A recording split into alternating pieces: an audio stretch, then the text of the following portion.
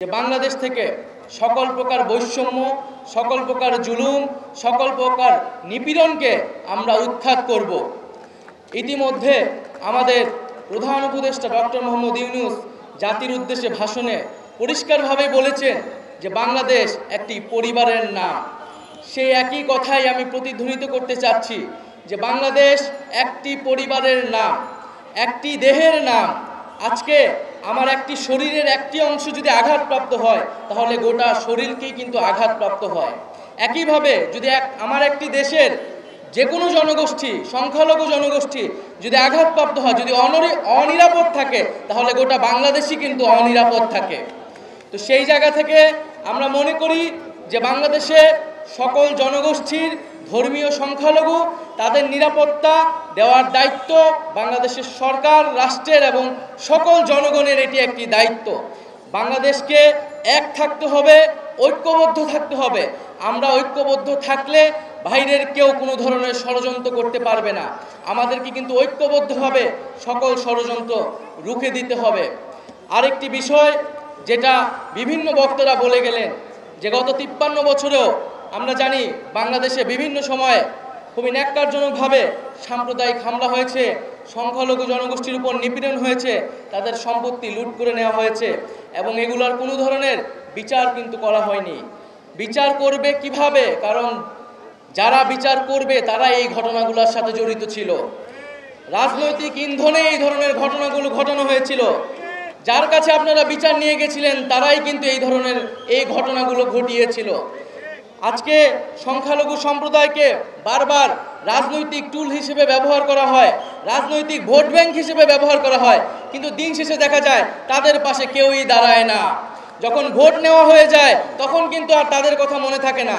যখন হামলা হয় তখন সবাই প্রতিশ্রুতি দেয় যে বিচার করা হবে, কিন্তু কোনো একটি বিচার কিন্তু আমরা দেখতে পাইনি এই বাংলাদেশে। আমরা মনে করি একটি নতুন বাংলাদেশের আমরা স্বপ্ন দেখছি। যদি এই নতুন বাংলাদেশ ইনক্লুসিভ না হয়, এই নতুন বাংলাদেশের স্বপ্নে যদি সকল জনগোষ্ঠী একমত না হতে পারে, অন্তর্ভুক্তি না হতে পারে, তাহলে এই বাংলাদেশের স্বপ্নটি ব্যর্থ হবে। সেই জায়গা থেকে আমি মনে করি আমাদের আগের প্রজন্ম আমাদের একটি ব্যর্থ দেশ আমাদেরকে দিয়েছে, যেখানে স্বৈরতন্ত্র ফ্যাসিবাদ তৈরি হয়েছে, মানুষের সম্পদ লুট হয়েছে।